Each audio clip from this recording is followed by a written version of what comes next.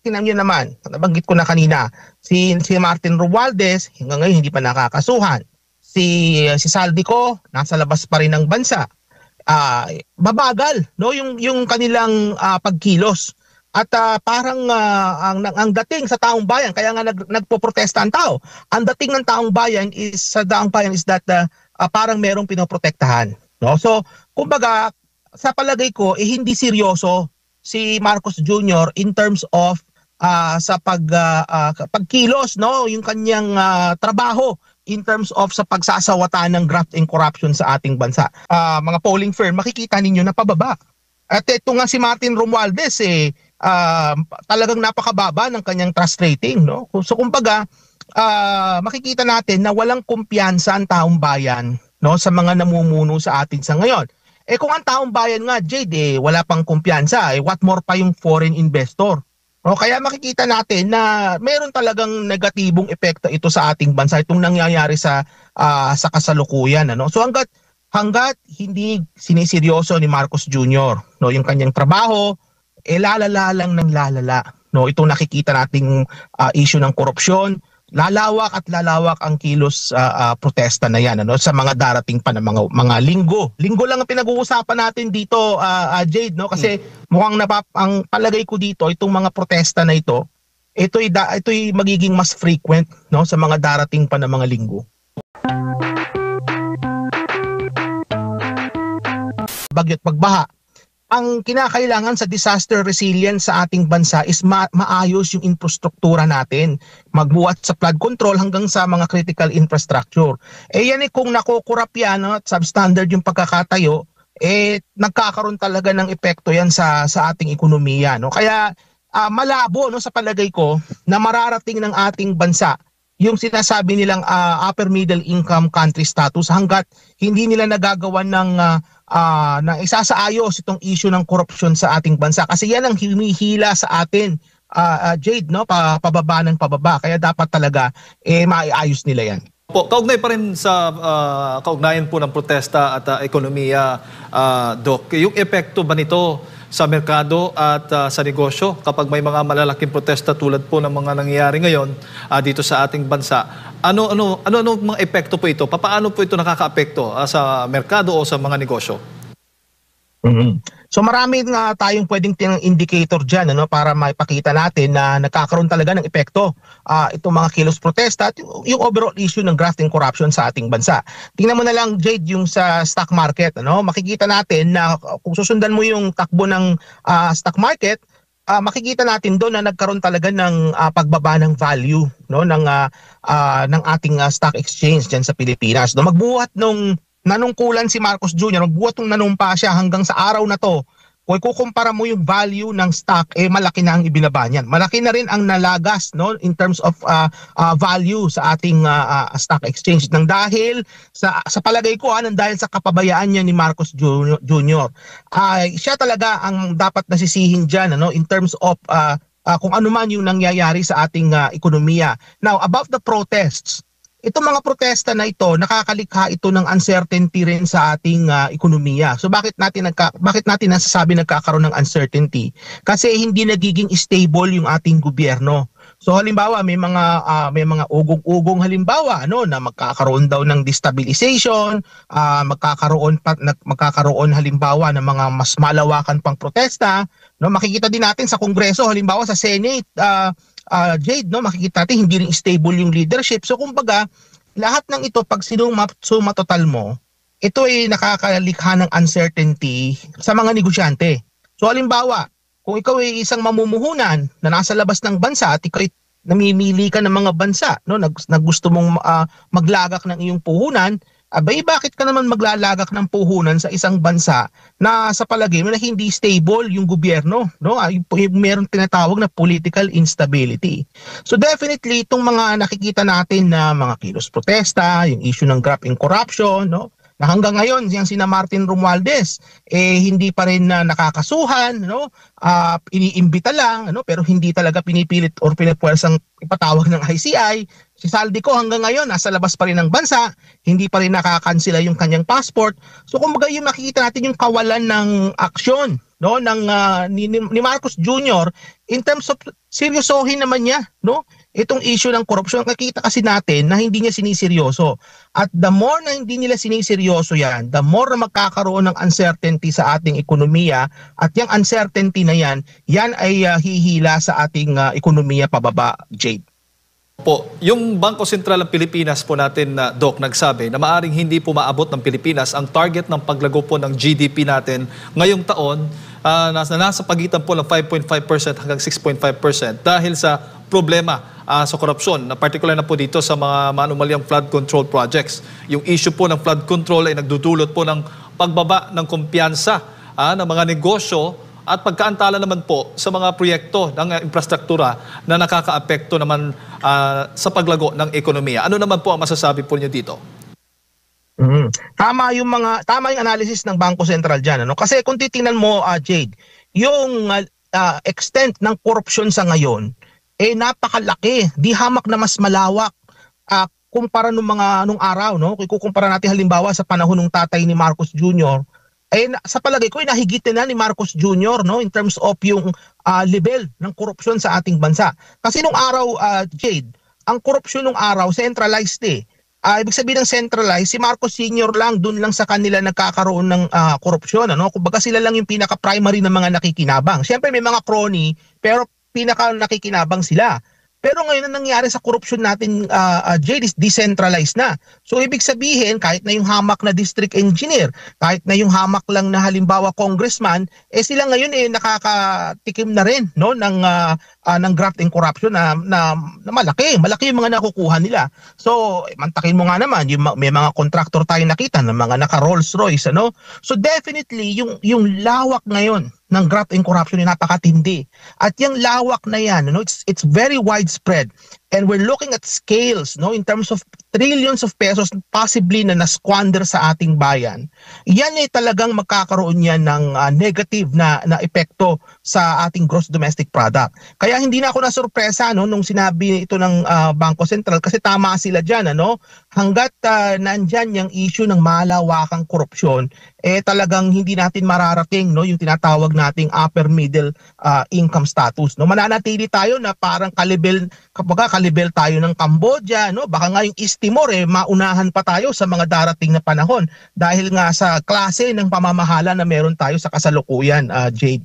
Ano sa tingin po ninyo, Doc, yung masasabi nating credible resolution o solution pagdating po dito sa pagsugpo natin sa korupsyon sa ating bansa para maibalik natin yung kumpiyansa o pagtitiwala ng mga investors dito sa ating bansa?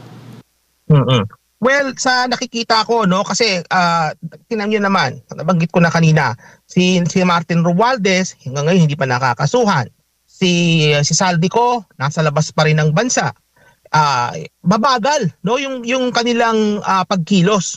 At parang ang dating sa taong bayan, kaya nga nagpoprotesta ang tao. Ang dating ng taong bayan is that parang merong pinoprotektahan, no? So, kumbaga, sa palagay ko hindi seryoso si Marcos Jr. in terms of sa pagkilos, no, yung kanyang trabaho in terms of sa pagsasawata ng graft and corruption sa ating bansa. Parang puro palabas lang yung nakikita natin. So halimbawa, yung sa Independent Commission on Infrastructure, sa aking palagay parang teatro lang yan, parang palabas lang yung ginagawa nila yan para masabi na meron silang ginagawa. Yung ICI, makikita nyo, yung kanilang proceedings, nakatago, no? Ano ba ang tinatago ng mga commissioner ng ICC? Bakit hindi sila mag-live stream ng kanilang mga hearings?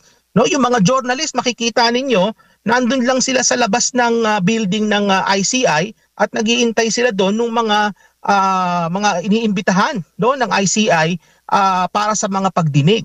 So, kumbaga, kung nila-live stream yan, transparent tayo. Kukita nyo mga kababayan, nabanggit ko kanina, yung level at scale ng yung korupsyon, no, na nakikita natin ngayon, unprecedented ito. So, ibig sabihin ng unprecedented, hindi pa ito, kumbaga, nangyari na ganito kalaki at kalawak yung korupsyon. Kung unprecedented po ang level ng korupsyon sa ating bansa, dapat yung level din ng transparency at accountability dapat unprecedented din.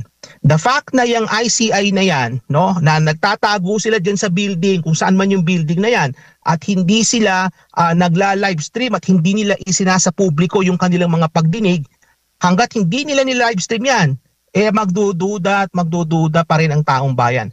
Kikita natin ang tao, they're not convinced, no, na seryoso itong sina Marcos Jr. in terms of really addressing the issue of graft and corruption. Now, dun sa tanong mo, Jade, ano ba talaga ang dapat gawin? Well, at least itong si Marcos Jr. dapat seryosohin naman niya yung pag-address sa issue ng graft and corruption. Ngayon, kung ayaw niyang seryosohin yan, then the only thing that he needs to do is to get out of the way. So ibig sabihin yan, he has to relinquish his position and give it to somebody else. Kasi hindi niya kayang gampanan yung leadership na kailangan, no, para finally maisaayos ang ating bansa at maisawata itong issue ng graft and corruption na ito, Jade. Kumbaga, Doc, sang-ayon kayo na magkaroon o magbitiw na si Marcos. Magbitiw. Walang ibang paraan. Kasi hindi niya siniseryoso yung issue ng graft and corruption. Makita natin may website, no, yung isumbong mo sa Pangulo. Yung website nga kulang-kulang. Merong ICI, yung ICI naman hindi live stream. Kulang ng kapangyarihan, kulang sa pangil. Itong ICI na ito, recommendatory lang. Makikita mo anong nangyari kay Boying Rimulya, si Congressman Rimulya, dating Cavite Congressman. Anong ginangyari? Naging ombudsman. Bakit siya nandoon? Mayroong mga nakabinbin na kaso yan. So ibig sabihin, Jade, itong si Marcos Jr., hindi niya siniseryoso yung issue ng graft and corruption. Dapat siniseryoso niya yan. Ngayon, hanggat hindi niya seryosohin, ang tingin sa kanya ng tao is hindi siya competent para dyan sa pwesto na yan. So the only thing, the right thing to do is to get out of the way and give that responsibility to someone else. Opo, kasi nga may mga panawagan ng mass resignation mula sa presidente, vice-presidente, congressman at senador. Diyan po sa Senado, isa pong senador ang nagpapanukala po niyaan. Pero yun nga lang, iba-iba po yung mga komento, no, ng mga eksperto o ng mga nasa pamahalaan. Nagsabi wala daw sa konstitusyon. Kaya medyo mahirap o malaking hamon po yung panawagan na yan kaugnay nga sa mass resignation ng mga opisyal para po maibalik yung tiwala ng taong bayan sa bansa. Well, may option pa rin naman kasi meron tayong option sa saligang batas, ano? So halimbawa kapag nakita ng gabinete na hindi na competent itong namumuno, pwedeng yung gabinete mismo silang magsabi that they are withdrawing yung kanilang suporta. So merong ganyan. May mga paraan naman na legal at may paraan na mga nasa saligang batas, no, para magkaroon tayo ng pagbabago sa ating bansa. So ngayon, kung itong si Marcos Jr. talagang siya kumbaga mahal talaga niya ang ating bansa, no? Kung talagang mahal niya ang Pilipinas, seryosohin naman niya yung kanyang trabaho. At kung ayaw naman niya seryosohin yung kanyang trabaho at mahal niya ang Pilipinas, he needs to step out of the way, no, and give that responsibility to somebody else. Kasi nakikita naman natin na hindi na siya competent, ano? At hindi lang yun, Jade, no? May mga basihan din tayong numero diyan. Kasi kung titingnan ninyo halimbawa yung mga trust ratings ni Marcos Jr., pabulusok bababa, no? Makikita niyo halimbawa yung latest na trust ratings from yung pahayag yung sa Publicus Asia, no, sa mga iba-iba pang mga polling firm, makikita ninyo na pababa. At ito nga si Martin Romualdez talagang napakababa ng kanyang trust rating, no? So kumbaga makikita natin na walang kumpiyansa ang taong bayan, no, sa mga namumuno sa atin sa ngayon. Kung ang taong bayan nga, Jade, wala pang kumpiyansa, what more pa yung foreign investor. No, kaya makikita natin na meron talagang negatibong epekto ito sa ating bansa, itong nangyayari sa kasalukuyan, ano. So hanggat hindi siniseryoso ni Marcos Jr., no, yung kanyang trabaho, lalala lang ng lalala, no. Itong nakikita nating issue ng korupsyon, lalawak at lalawak ang kilos protesta na yan, ano, sa mga darating pa na mga linggo. Linggo lang ang pinag-uusapan natin dito, Jade, no, kasi mukhang ang palagay ko dito itong mga protesta na ito'y magiging mas frequent, no, sa mga darating pa na mga linggo. Opo. Dahil nga sa mga issue ng katiwalian na, Doc, balikan ko lang yung sabi ng BSP na hindi nila maabot yung target nila na paglago sa GDP. So anong mangyayari after this? Anong magiging implikasyon po nito sa taong bayan? Oo. Ganito kasi yan, Jade, no? So halimbawa, nalulugbok ang ating ekonomiya. Magkakaroon ito ng epekto sa trabaho. So makikita natin na mas dadami pa ang dadami ang ating mga kababayan na walang trabaho. No, tataas yung bilang ng mga walang trabaho. At kapag ang tao ay walang trabaho, gutom.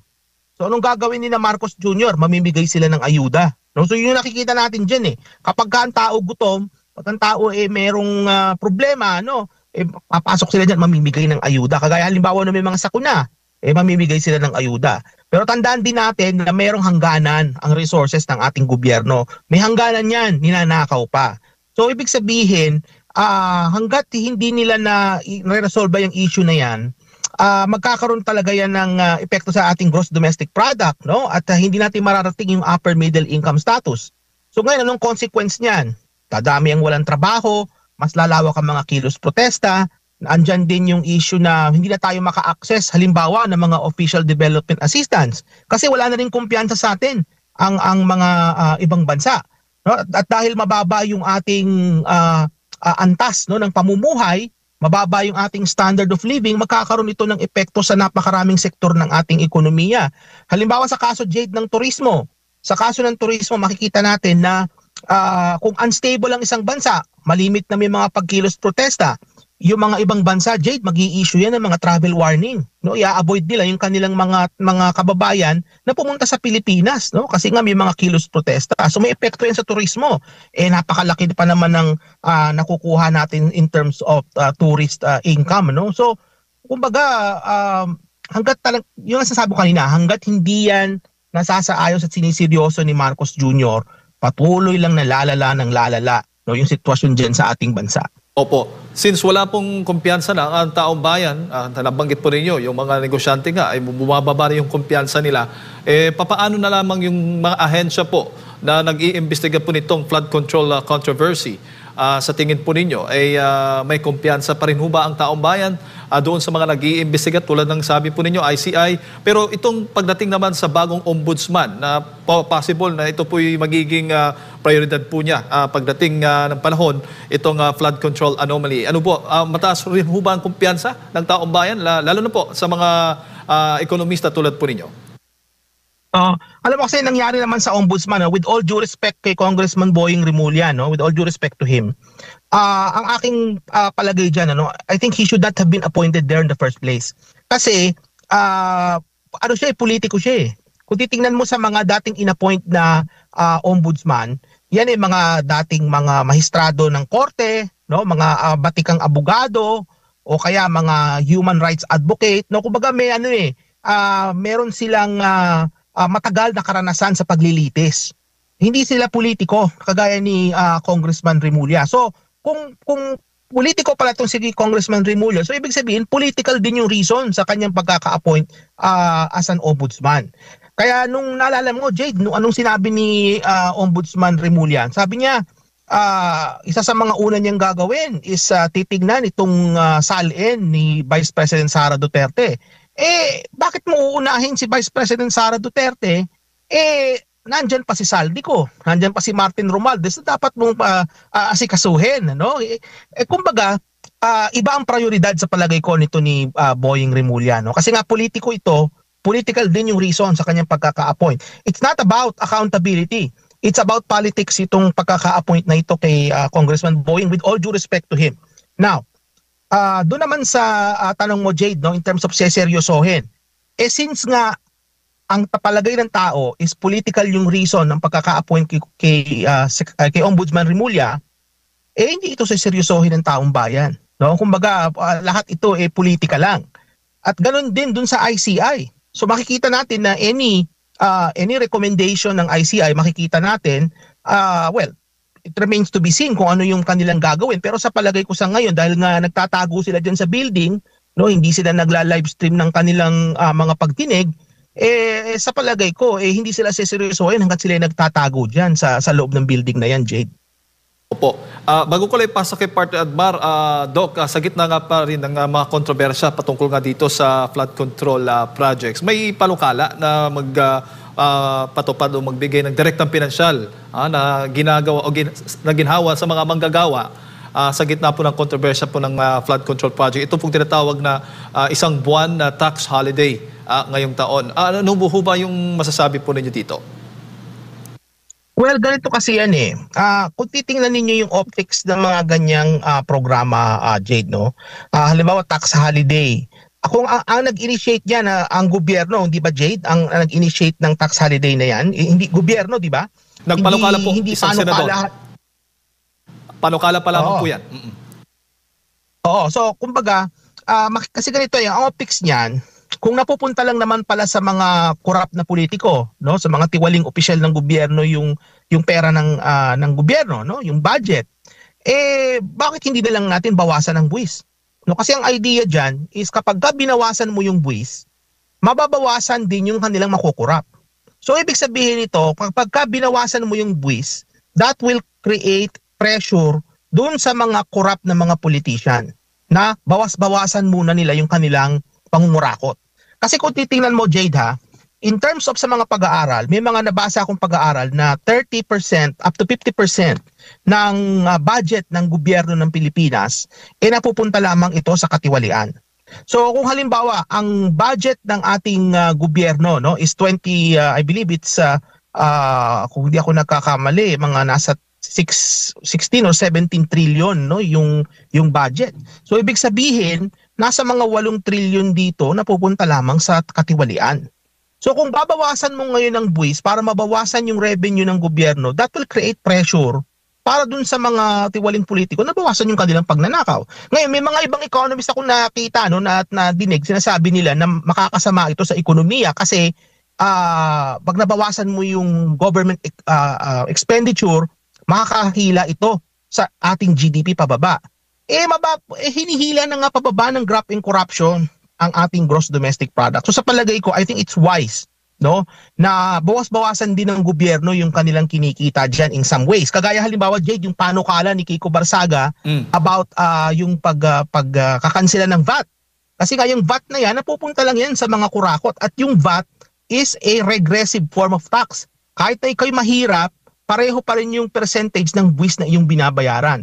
So ang logic dyan sa pag-re-remove halimbawa ng VAT is makaka-epekto ito sa revenue ng gobyerno in a way that would create pressure at mag-disincentivize dun sa mga tiwaling opisyal na magnakaw at mangurakot. So yun yung logic niya. Kasi ninanakaw na lang naman din, di ba? So why not bawasan mo na lang yung kanilang nanakawin? Yun yung pinaka-logic niyan. So hindi siya intended para pababain ang paglago ng ating ekonomiya. And instead, ang goal niyan is to actually disincentivize and reduce the amount na pwedeng manakaw ng mga tiwaling opisyal hanggat hindi siniseryoso ni Marcos Jr.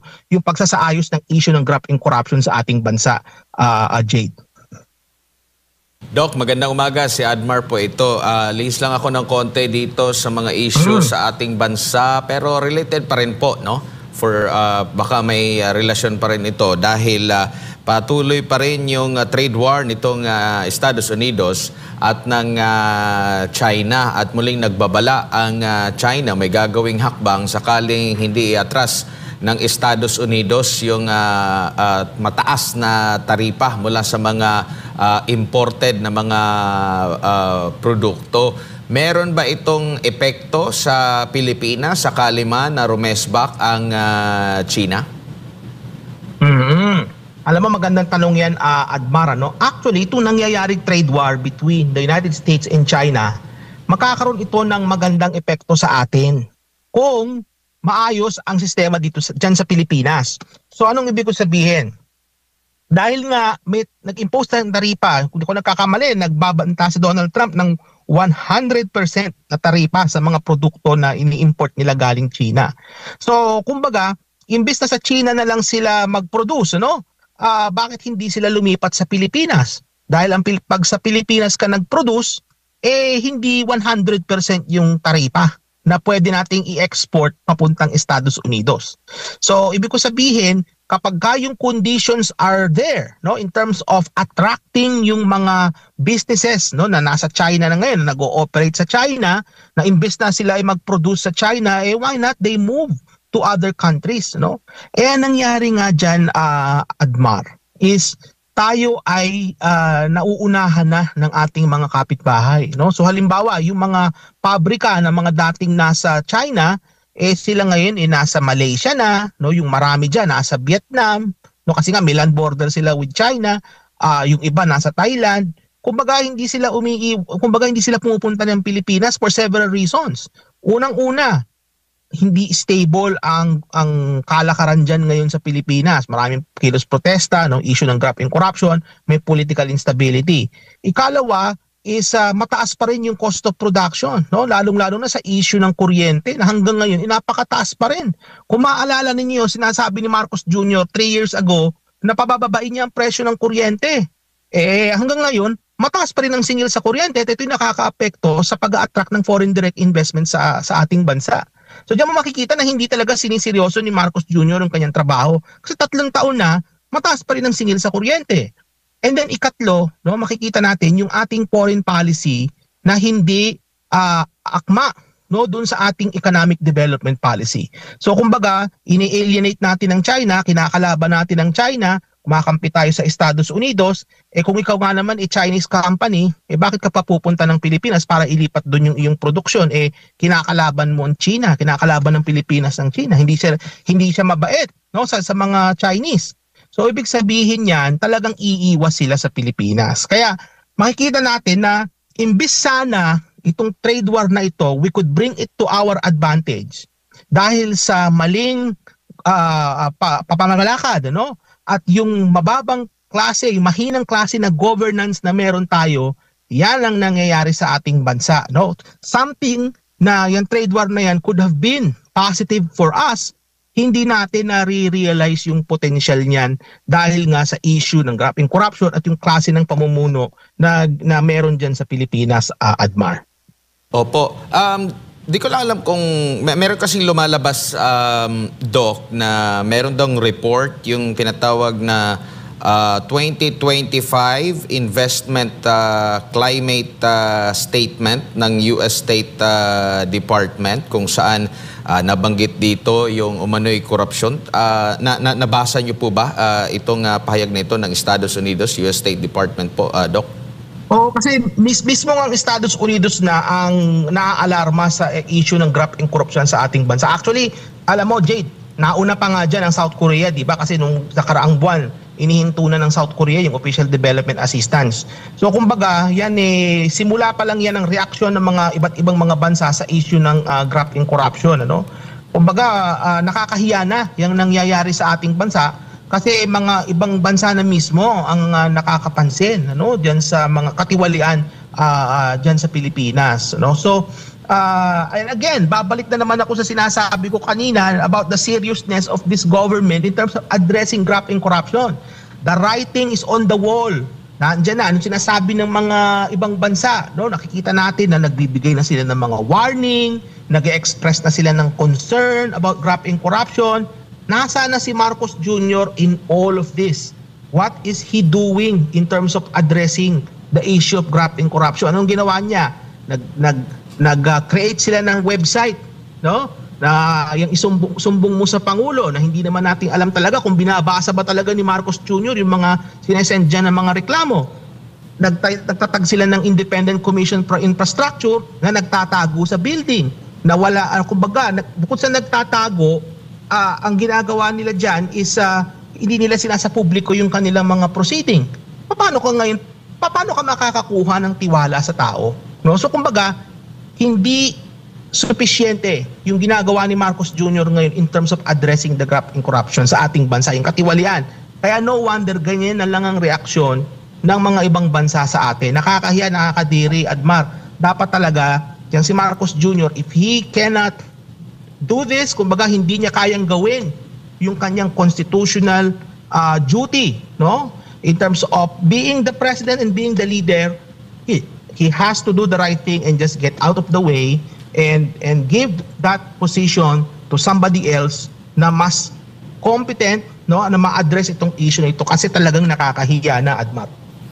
Oo, at binabasa ko nga itong ilan sa mga punto ng report ng US State Department. Kung maalala natin, hindi po ba nagpahayag yung taga-SEC na di umano'y meron tayong nawalang at least 1 trilyong piso na kalaunan ay sinabi na fake news ito at kumambyo nga At ang una kasing pahayag na wala ito dahil sa issue ng korupsyon.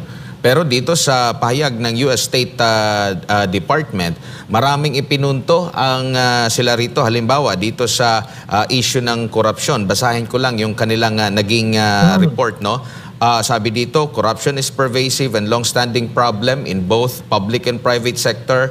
The Philippines ranked 114 out of 180 countries on Transparency International's 2024 Corruption Perception Index. So na-mention pa dito yung 2024 na ranking pagdating sa issue ng korupsyon ng Pilipinas, kung saan kolela tayo. Ang sabi pa rito, various organizations, galing ito sa ano natin, BFF, various organizations including World Economic Forum have cited corruption among top problematic factors for doing business in the Philippines.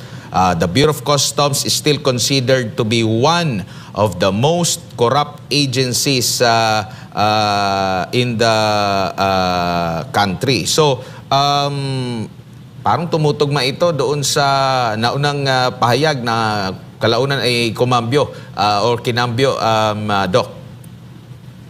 Oo. So kumbaga makikita natin diyan marami silang metrics na minention diyan.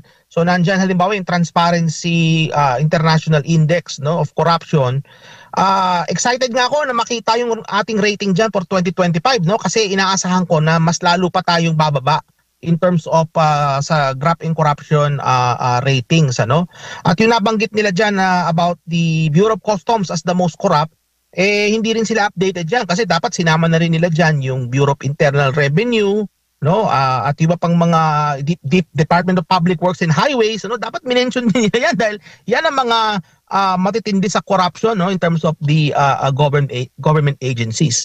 Kaya it's very sad, Admar, na ibang bansa pa ang nakaka-notice ng ganyan kaysa itong kina Marcos Jr. So the fact na naging widespread na ang katiwalian to the point na itong mga observers sa ibang bansa are already noticing it, it makes us realize na talagang malala na yung sitwasyon dyan sa Pilipinas in terms of graft and corruption.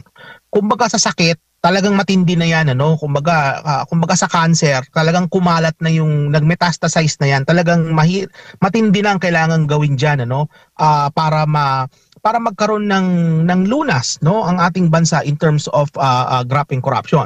Mabuti pa, Admar, nung panahon ni dating Pangulong Duterte, matandaan natin na may mga corrupt, kasi hindi naman din nawawala yung mga corrupt, kaya lang takot silang magnakaw. Kasi si Pangulong Duterte na ang nagbibigay ng babala sa kanila eh.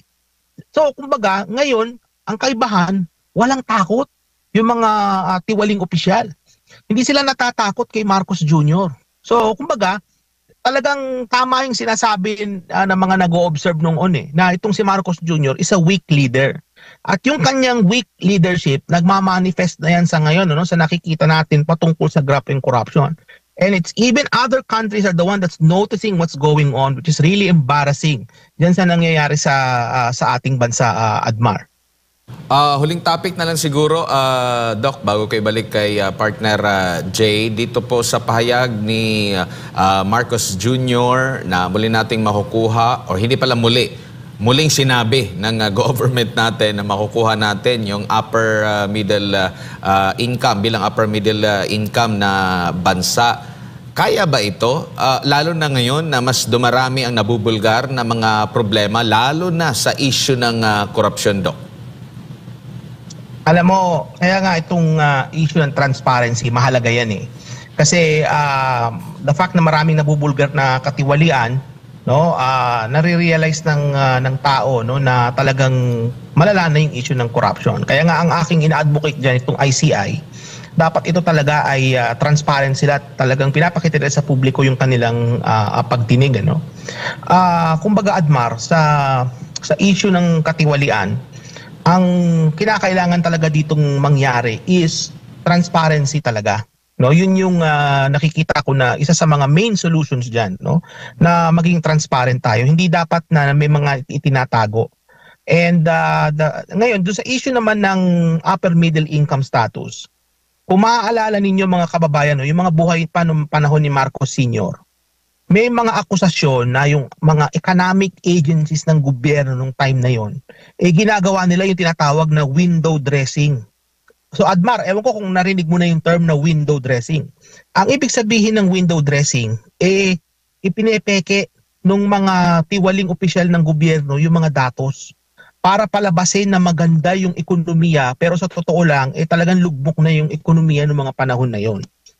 Sana naman, itong ating mga nasa economic agencies natin, NEDA or DepDev na yan ngayon, yung sa finance department, no, at itong mga iba't ibang ahensya, no, na even the National Statistics Office, yung NSO, at yung mga statistical agencies ng ating gobyerno, sa palagay ko, no, dapat maging transparent din sila at maging totohanan dun sa mga datos na nilalabas. Ngayon, hindi ko po sila inaakusahan na nagwi-window dress, hindi ko po yan inaakusahan. Kaya lang, siyempre, kapag halimbawa, hindi na maganda yung lagay ng ating ekonomiya and the administration wants to paint a really good picture, baka ma-pressure yung mga agencies na yan na mag-window dress, na wag naman sana. No? And again, I'm not accusing them of that. Okay? Pero kasi nakita natin sa kasaysayan na nangyari na yan.